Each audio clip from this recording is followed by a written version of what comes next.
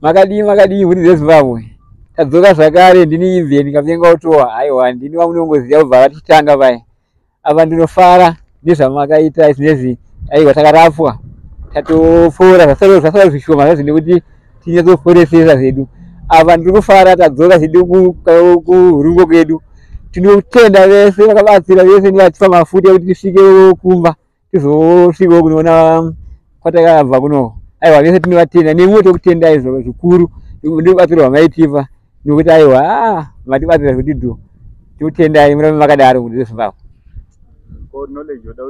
Aiwa ndinotenda muri veZimbabwe makadii muri veZimbabwe tinotenda nezvamakatiti takarapwa takapora tasaperekedzewa tasvika kuHurungwe kwatakabva ndetwa knowledge Kapingautowa ndegara kuHurungwe local.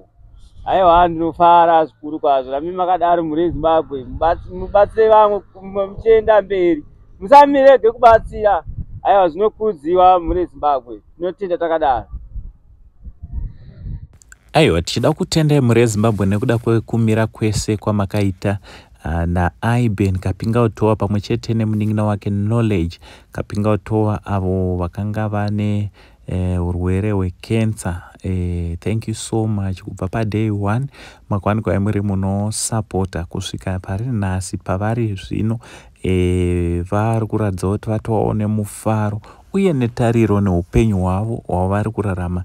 Deno Mwari akuitirai zvakanaka pane vese vakabata basa rakanaka nokuda kwekurwa kwakanaka kwamakaita.